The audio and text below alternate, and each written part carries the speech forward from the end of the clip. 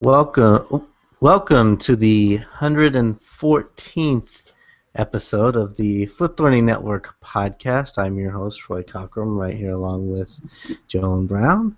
Hey, how are you? Today we are going to be talking about Google Cardboard. And And it's some people been, say, "What? What's that?" yes. And I mean, they released Cardboard in June. If you call it a release, it was shortly after Facebook announced that they were going to pay several million or maybe even $1 billion for Oculus Rift, um, which is supposed to be an excellent consumer level virtual reality headset, but it's $300, I think, is what they say is going to be the retail price. I saw 350. Maybe it's right. So Wow. cost prohibitive if you want a classroom set. Mm-hmm. So in June at Google I/O, they gave away these cardboard virtual reality headsets that yes. So we both have one to show exactly what it looks like, and it is made out of cardboard. There is no doubt about that. And did you put your kit together yourself, right? I did, yes. Okay. So did I. And so mine came unassembled. And I had to figure it out because mine did not come with instructions. I bought a cheap version. I don't believe mine came with instructions either. I think I just Googled the instructions. I did that, but then I just decided to figure it out by putting it together myself. Okay. And it does eventually just fold up together. There's some Velcro strips that go on. Yeah. 2 lenses that you have to insert within the cardboard. And a magnet, and then another magnet that work together. And I put a rubber band around mine just to kind of hold it together a little bit better. And I put some tape on mine right here. And I packed mine in my luggage when I went down to Florida last week, and it didn't hold up as well as I would have liked. It got damaged in a couple spots, and the lenses had shaken loose, and I had to put them back in. But it's. Oh, so I got mine on eBay shortly after they came out. I think I paid $15 including shipping. Now they have a website that sells them. It's not a Google site, but it's on the Google Cardboard website, and it's called like I Am Cardboard or something like that.com. That actually sells the kits, and they're actually now selling bigger sets. If you have an iPhone 6 or one of the other bigger phones, I have a Galaxy S5, and it barely fits in the standard one. I mean, so just so that people understand, the cardboard does not work by itself. You do actually place a smartphone inside, and you're going to use some apps in order to actually see the virtual reality happen. Close it up with that in there, and then you put them in front of you. So I think Troy knows a lot about the apps. Yeah, so, well, I guess my first impression, let's talk about our first impressions a little bit, because I thought it was a joke. I honestly thought this was a joke, that Google was playing and kind of making fun of the Oculus Rift or something else. And I thought, well, I'll buy it as a novelty item. It can't hurt to have, for $15, $20, it can't hurt to have a cardboard virtual reality set. And I I downloaded the app, like right before, you can download the app without cardboard and get a somewhat of an idea what it looks like. It's not quite, because it splits the screen to work on the cardboard, but so I just popped it in and was just blown away by how just the environment that it puts you in and how good it actually is. That you don't feel like you're holding a piece of cardboard in front of your face when you've put it on. I would agree with you on that. I loaded it, and at first I was trying to adjust everything, get the phone in the right place and get my eyes set up right. And all of a sudden, I was in this little cartoon world. And if you had not told me to start like walking or turning around, I probably wouldn't have. I probably would have looked at it and go, oh, that's kind of neat 3D, and I wouldn't have looked up and looked down. And once I started moving around, I was blown away as well. Yeah. I said, I'm in this cartoon world, and they have really nice sound coming out of the phone. You know, the one I'm talking about is the little mouse one. Right. But I was absolutely surprised at how clear it was, considering that these lenses didn't look like they were much, you know. Right. And when you find out a little later here, you'll say, no, they aren't made out of anything special. But and then my 12-year-old son was kind of joking at me and saying, what is that, Mom? And I had him get on there with the roller coaster app, and he was, yeah, woo, you know, he was loving the ride. I think I told you right before the show, I had him look at the Tuscan house, and he got so involved he did not realize that he was walking through this house, but he was literally walking with his feet around the room. And when he finally took the cardboard down, he was, how did I get here? How did I get turned around? He didn't realize that he was moving as the cardboard was taking him in different rooms. And I thought that was immersive. Right. I had some friends over the first time I looked at it, and I immediately pulled my phone back out and sent it to my Chromecast and turned on my TV so they could see exactly what I was seeing, because it was just, I was just blown away.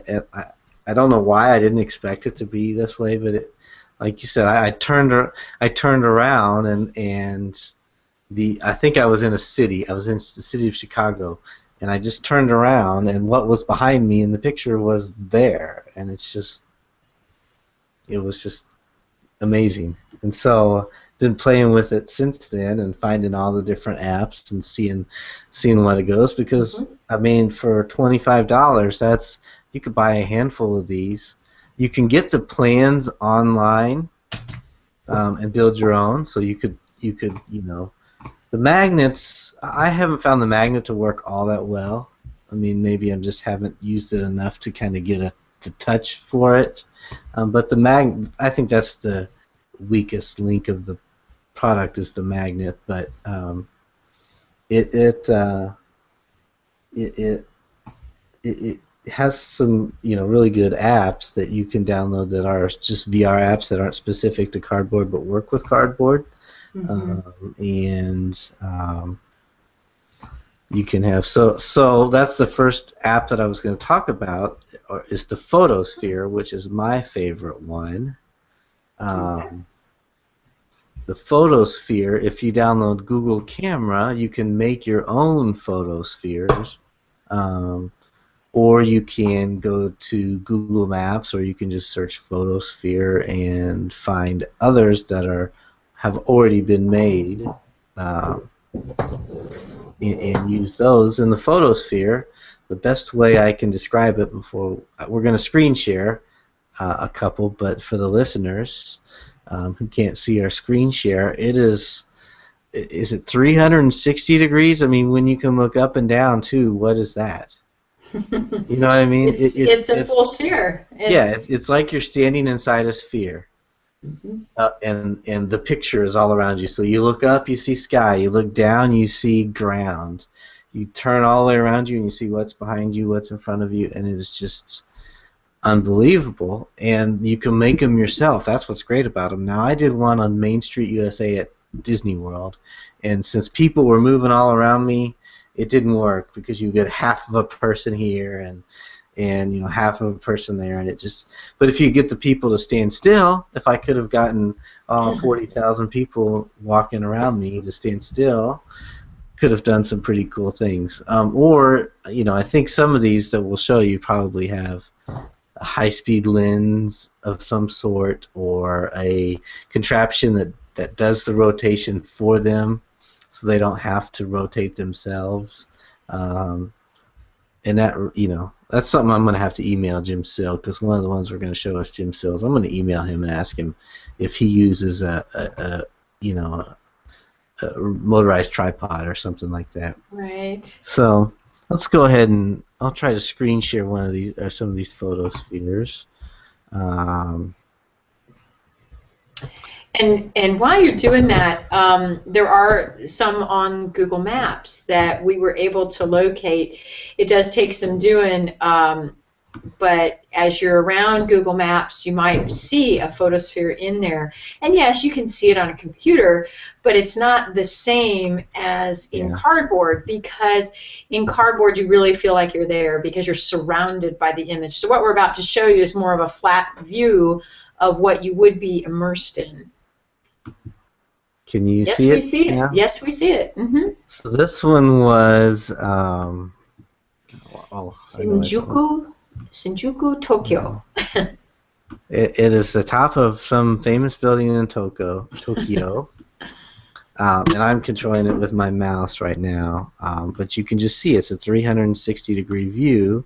Then if you look up, you see sky. You can go all the way. You can do a backflip here. You can see a little. Oh, this one won't let me do a backflip. Oh well. So you come back. It will in cardboard though. Yeah, it will in cardboard. But you can just see, and you're totally immersed in this environment in cardboard. There's no. It's in your peripheral vision. It's in. I mean, it's just amazing. So that's one that we found on Google Maps. If you go to Google Maps and hit Explore, you'll find some. There's some icons of people that have put their own up. It's a little photosphere icon that you can find. Now let me see if I can change to the other one that. And while you're doing that, Troy, you had a teachable moment, I guess, when you were in Alabama and you had wished you had a photosphere app on your phone. Yes. Can you tell about that?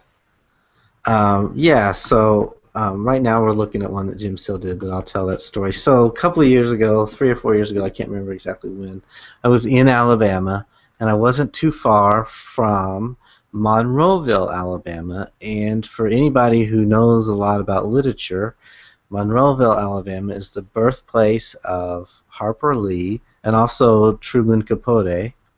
No, I take that back. Truman Capote's aunt lived there, and he spent a lot of time there. And when he lived there, he lived next door to Harper Lee. So they knew each other growing up. But some of the buildings are still there. Her house has been torn down, and an ice cream store has been built on top of it. Truman Capote's house is an empty lot at this point. But you can get a feel for the neighborhood and everything like that. But what the courthouse is still there, and the courthouse is actually a museum for To Kill a Mockingbird. And you can go inside the courtroom that they used for the movie. They recreated it for the movie and then left it for the museum. And so when I was there, of course, I took photos of me in the courtroom. And then when we would read To Kill a Mockingbird, we would look at I'd show them the pictures of the actual courtroom. And they'd say, "Great, that's neat." I mean, they thought it was interesting, but a 2D picture that they're not there is just not all that interesting. And I thought, wow, if I had had this photosphere technology, then I could have taken a photosphere of the courtroom, and then my students, when we start reading To Kill a Mockingbird, could be put on the cardboard and be immersed in the courtroom and actually feel like they're standing there in it. So Jim Sill, who's actually been on the podcast,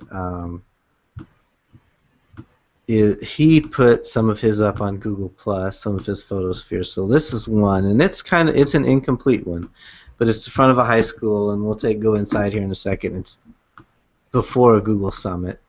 But see, this is all the farther I can go around. So that's what he didn't do it all the way around. And then if you go up a little, if I can get it locked on there. you could see the black sky. So he didn't do that part of it, and that's why there's a big black thing there. Nothing personal there, Jim. We were just trying to show how it works. Yeah. Then here's one that he took inside. Can you still see the one inside now? Mm-hmm. Sure do. Okay. Those delicious salads are still there. This is inside the main lobby, I guess, of the school. And you could look up, and it's got a little seam right there where the poles didn't match up, and maybe a light blur or something. But you can look up. You can look down. Now, if you don't move your feet back, you end up seeing So. It's the invisible man. Yeah. So, but I would love to do this. I'm gonna try this in my school. I'm gonna get all the kids to like pretend they'll be walking down the hallway or sitting in the classroom or something. Well, we are so close to so many things. I mean, everyone comes to D.C. They visit the Capitol, the White House. And it's great. To go to Mount Vernon or Monticello. Yeah. But it's such a quick visit. And you can't really reference back what you were learning or what you remember seeing in that green room at Mount Vernon. Right. Remember the edging around the room and why was it important, And doing these types of things maybe as a teacher when, you're in the summertime and you're doing your tours and you're trying to think of curriculum or field trips, if you can capture these and then you've got those opportunities to do that inquiry-based field trip. And then they come back and they can discover it even more and even more in depth as you go through. It makes it so much better than just that instantaneous one-day outing that, let's all forget what we just saw. And I really feel like, it makes it the money worth going on the field trip as well. Yeah. Mm-hmm. And that's a good point. You could make one of something like that, and... Mm-hmm. Then when you talk about it in class, instead of saying, remember when we saw the ornate, whatever in this room, you could say, look back. Now did you guys notice that ornate artwork or whatever before? And do you remember them saying anything about it or, that's and it's, I mean, seriously, I can't, you have to try it. Google Cardboard. It is so immersive, and I'm embarrassed to even say this. It is so immersive. One of the first times I tried it, I kept reaching out to just see if I could touch something, and I knew in my mind logically I was not going to touch something, but I still had to try it. Yeah, gotta give it a try. So one thing I was gonna bring into the mix here is one of those hands-on activities for kids that really wouldn't cost that much, is to build a Google Cardboard for each kid in the class. Yeah. Now, you had mentioned earlier, and I'm just going to screen share this real quickly. You had mentioned earlier a site where you could do that. You can get the template. And I've actually seen them online where they're using pizza boxes to build these. So, here's a finished product, and a little lower here, there's a template, and you can download it right here, and it is to size, so that you could cut it out of any cardboard that's strong enough that you have. Now, from that point, I actually, when I ordered mine, unfortunately did not have one of the parts. So I had to go out and buy. And these are kind of expensive, but this is the rare earth magnet that's used as part of the switch. And this set of 6 cost me about $6. So as you're starting to look at cost per kid, there's $1 and maybe a free pizza box if they bring it in. Now the lenses that are in here, I went online and I priced those at wholesale, 100 of them for about $36. Okay. So each kid needs 2. So as you start to look at the cost of this, it's pretty cheap to build in class, and maybe even to talk about the optics of 3D and why do they work. And then follow that, and I'm going to go into a much higher level here. There are a lot of programmers out there trying to figure out, well, what am I going to program next? And cardboard has a lot of potential. I'm seeing apps online that are $2 and $3 already for cardboard. And at least around here, there is a community starting to learn the programming environment called Unity. And that is one of the environments you can program Google Cardboard in. So I see at the Unity website you can download that environment for free. There is a lot on there, tutorials to build your own games. But then when you go over to the Google developers site, you can load what's called the SDK, the developers kit that goes with Unity and goes with Google Cardboard. And what that gains you is an easier environment to program this 3D in. So for example, because this magnet right here that you just moved is your switch, and that's your input device, the Unity SDK is going to already have that as one of the input devices for you. So that's an example. But really neat idea if you're getting into a real computer-oriented STEM, perhaps, classroom. And I think as young as 9 years old, but I would probably look more towards the middle high school for programming in this environment. It might be a curriculum you could bring in, have every kid build a cardboard, and for the whole year work toward, creating a game that could actually be marketed. Or you could do a virtual tour of some place. Mm-hmm. I would say a virtual tour of your school, but the only people who would want a virtual tour of your school are somebody who lives in another state who are considering going there. Otherwise, they would take a physical tour. Mm-hmm. But it would still be neat to try. Some schools are not that exciting on the inside, to be honest. True. I mean, you might have an architecturally exciting school, but no, not really. Yeah, and so that's sort of where I was with it. When I started looking at it, and after I got the thrill of playing asteroids in 3D, that one just was the best ever. Then I started thinking of it as, oh my goodness, a great STEM curriculum could evolve out of this. Yeah. So I'm just going to talk about some of my other favorite apps. Mm-hmm. Have you ever been inside of a volcano? No, I didn't sacrifice myself to the gods. No, I didn't throw myself in. So there's one that's called Volcano VR, I believe. Mm-hmm. Double check my phone, but it puts you inside a volcano. VR Volcano Fly-Through is what it's called, and it puts you inside a volcano. So if you're teaching students about a volcano, here's a chance to let them see inside one in a more immersive environment than just looking at it on a screen or hopefully not in a textbook. So that's one that I like. There's several that you can see the solar system. And there's one, I think it was Solar System VR, that you could stand on the moon, and they used satellite images of some sort to recreate the moon, or maybe they asked some of our astronauts to just take a special trip up to the moon and get some photographs for them. But you can stand on the moon, and so you can, when you're teaching your students about the moon, they can actually stand on it and look around. There's one called Mission that puts you in the middle of a World War II battlefield. That's amazing. That one, obviously, if you're teaching World War II or in any of the wars, you can use that one. They have a YouTube app,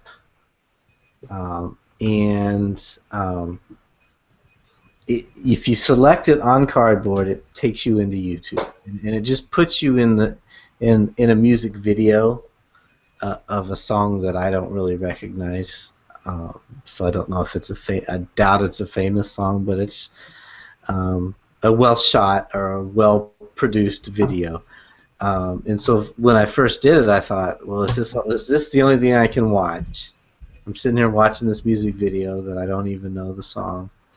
And then I kind of looked to my right, and there was a bunch of smaller videos.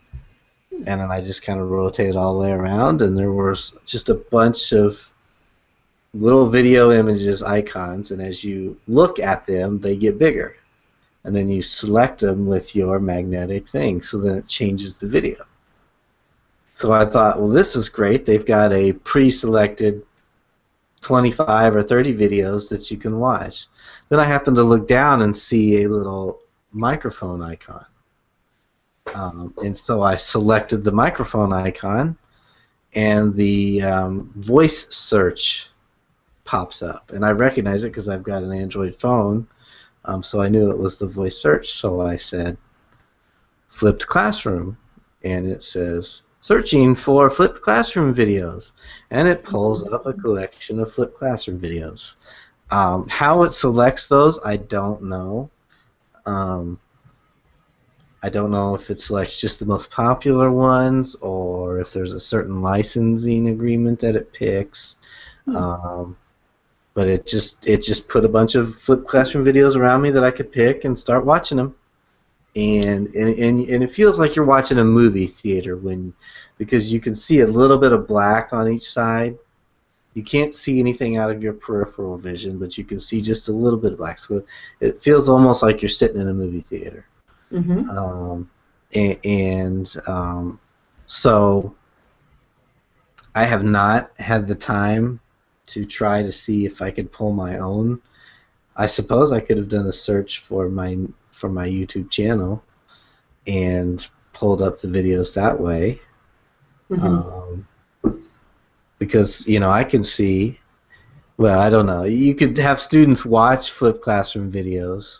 Will they want to watch it on the screen, and then they won't be able to take notes? And I don't know. I don't know if that's a really super productive way, but it's a neat little gimmicky way to maybe get some kids engaged in some of your videos. And then there's Cardboard Theater, which you can take your own videos, and it puts them in a format, the split kind of window format, to make it work in Cardboard. Because if you look at your phone screen without Cardboard, it's two identical images, and then somehow the magic of Cardboard brings the image together. So now, Troy, those are some of my favorite. When you're watching a movie, is it actually 3D, or is it simply that stereo effect? I mean, obviously, a movie that you've created, you're not going to be able to turn and see it, are you? No, it's not. Okay.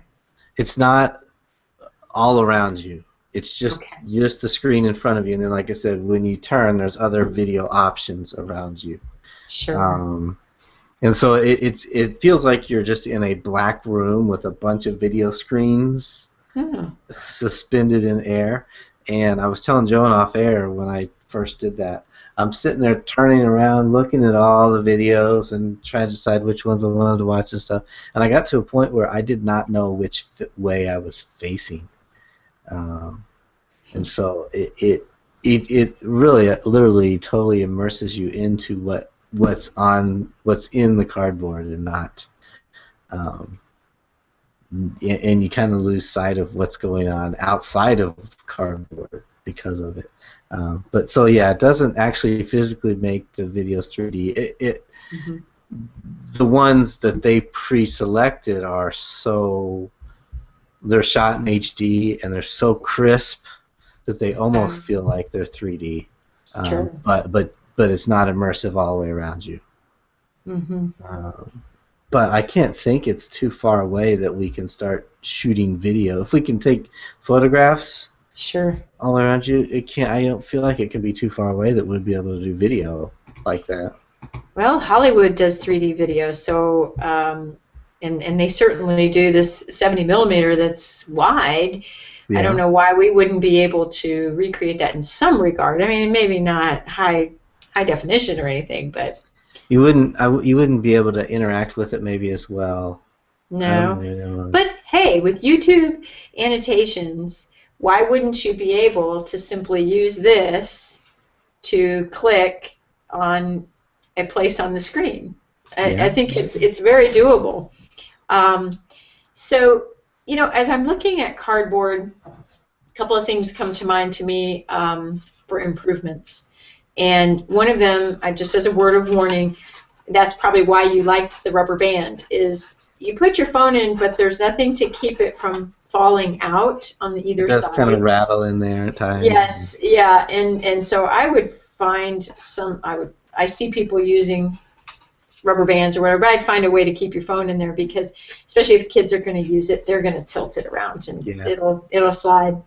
The other thing is, I really wish people were hands-free, so I would like it to have a elastic band to hold it on. I believe I've seen some that have like a Velcro elastic band. Let me go to the I Am Cardboard site real quickly, because I feel like. But I feel like that would give you even a more immersive feeling. I know you're moving your hand here to use the trigger, but I'd rather have it up against my head, solid, instead of. On the I Am Cardboard website, I forgot to mention that they do have a Bluetooth clicker. It's supposed to make selection easier, but the Bluetooth clicker, let me see how much that one is. Is $25. So if you pay $25 for the cardboard, and then you could pay another $25 for the Bluetooth clicker. So I'm sitting here looking. I felt like I saw ones with head straps. I have seen them, but I do believe they were just add-ons that someone creatively, came up with. Yeah. And you could do that in the teaching realm too.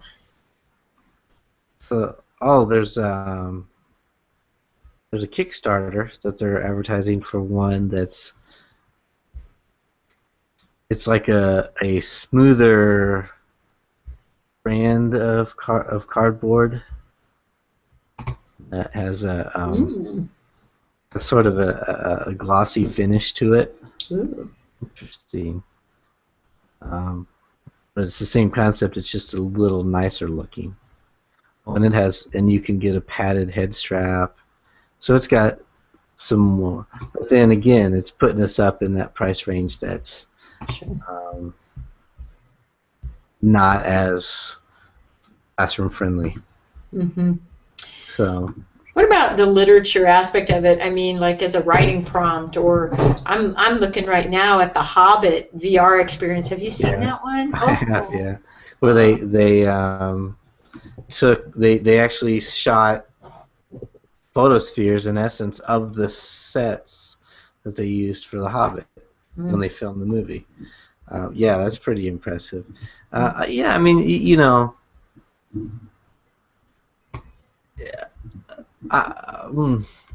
it's tough, isn't it? I mean, you like students to use their own, like if your writing prompt is describe this place, you want them to visualize it in their head. It almost feels like if you say, look at this virtual environment and then describe it in writing, it's taking away a little bit of that visualization skill that they need. But it could trigger some thoughts, or you could see, you could maybe have some students look at the image and describe it, and then other students read their description and then look at the image and see how accurate they were, or something like that. Sure. I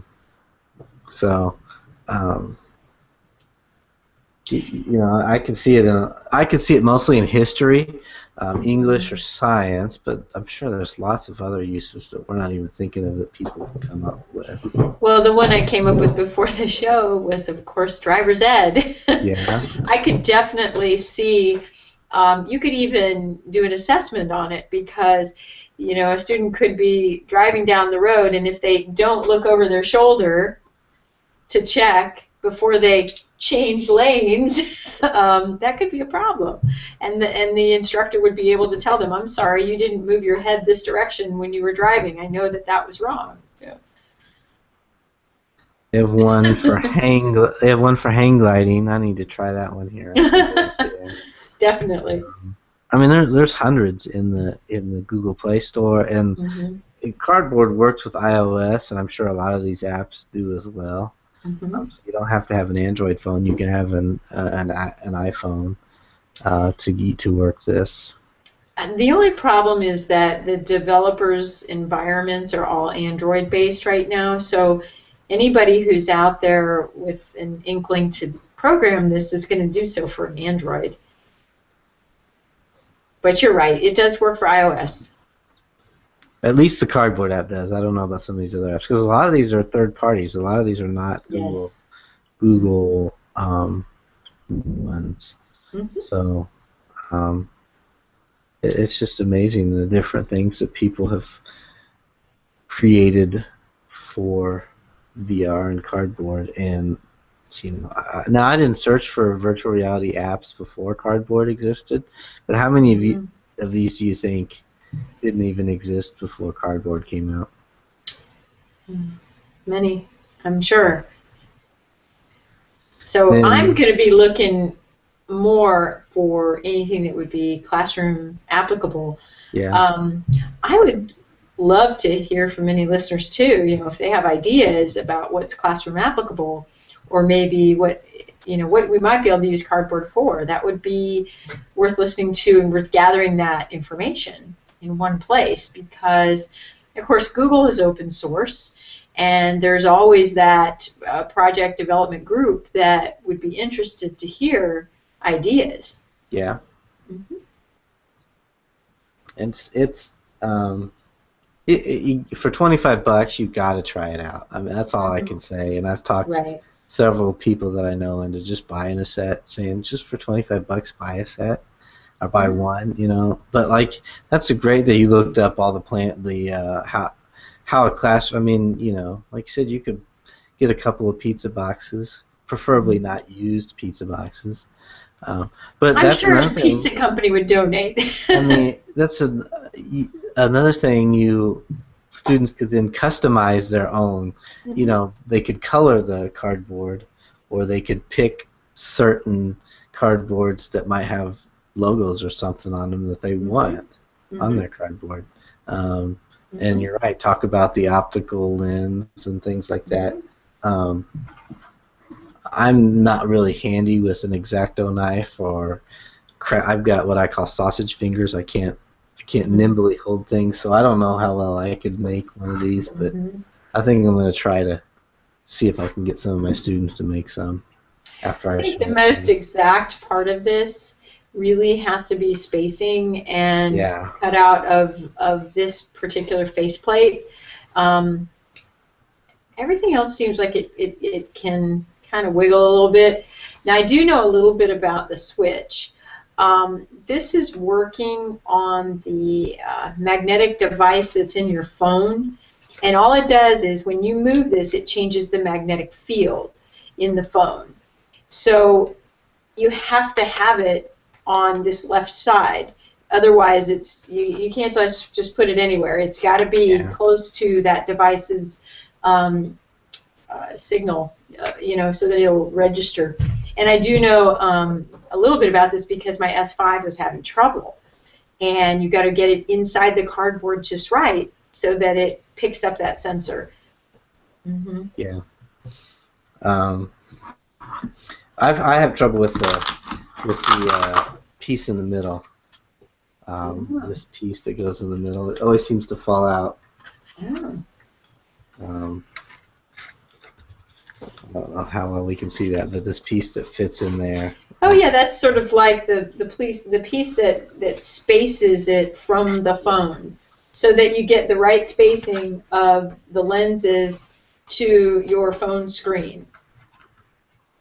So that one would have to be cut more exact as well, but I don't feel like it would be too difficult. So it's the one in between there. Yeah. Right here. But other than that, I mean, it's. You're right. There's not a lot of precise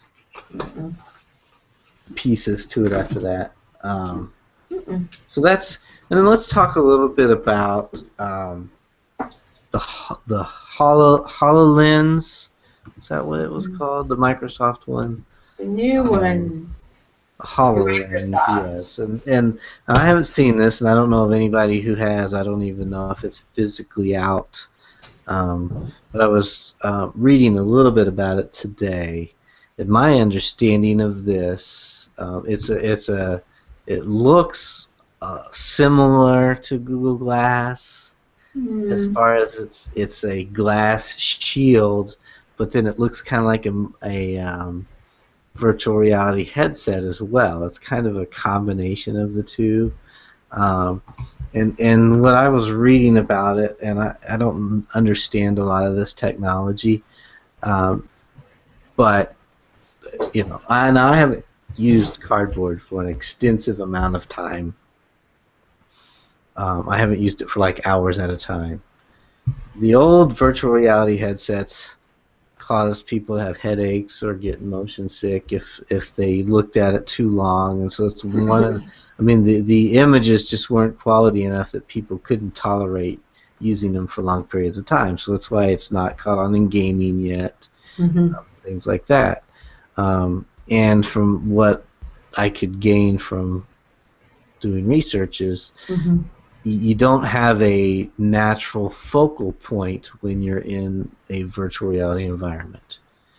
And the creators of virtual reality were having trouble, or still having trouble, figuring out how to create natural focal points so that you don't get these headaches or have problems when you're there. So the HoloLens, what it does is it projects onto the glass, but the glass is it's not clear glass. It's shaded glass, almost like a pair of sunglasses. Um, so you can see the physical environment behind it, but then you can still see what's projected onto the glass. And so the thinking is being able to see the physical environment behind it gives you the focal point to not create those headaches or those sicknesses that some people experience. And then, but you can still see images on the glass. I haven't seen it yet. It sounds interesting, Mm-hmm. but it feels like it wouldn't be quite as immersive. Well, one of their, I guess, promotionals is really the idea that you're communicating with another person and they're seeing through your eyes. So they have a little, what do you want to call it, a promotional video out there of a woman who's trying to fix her plumbing. And so she calls the plumber. And the plumber is able to, as she's looking at the pipe, he is able to circle and show her exactly where to put that. And then she's looking at her toolkit, and he's able to circle the correct wrench and say, okay, you use this one, and here's the way you turn it, and here's how you connect this. So, they do have a really good promotion for it in terms of use. But if you want to go back to how it compares to Google Glass, it's much more intrusive, because Google Glass you could wear just walking around town, whereas this is a lens that's all the way over your face. And I'm not so sure that you would use it for anything except those experiences. You wouldn't have it on and be checking your text messages, I don't think. Okay. And yeah, we'll see more as Mm-hmm. Microsoft starts putting it out and releasing more information. Mm-hmm. And again, from what I hear, this is going to be in like the $250 to $300 range. So Mm-hmm. this is not a classroom set kind of a thing again. And that's why, even though cardboard has a few limitations for the cost, you can easily get every student one of these. Mm-hmm. Now, then they would either use their own devices, or if you have some old smartphones that were donated, I suppose you could use those. That would be the tricky part, is getting a device for each one. But in high school, most of the kids already have the device. In middle schools, most of the kids already have the device. Sure. So. I just think great project, and for a few bucks for each kid, I think it's well worth it. They need to make one that's iPad size. Yeah. That'd be like a giant thing on the front of your head. So that's what, we've both been pretty impressed with Google Cardboard and wanted to share that in this podcast. But like we said, we'd love to hear other people's uses for it as well. So tweet us or email us if you have other good uses or if you have questions about it. Because we're so Troy, how would the listeners be able to tweet you? I'm at tcockrum. Oh, okay. And I'm at DigiTeacher. Yes. Do we want a special hashtag for this one? Sure. Can we do cardboard class? There we go. Cardboard class. Hashtag cardboard class. And that'll tip us off and let us know that you're communicating with us about cardboard. So we'll be back. Got some good shows lined up over the next few weeks of some interesting things going on. And so make sure you tune again really soon. Thanks, Troy.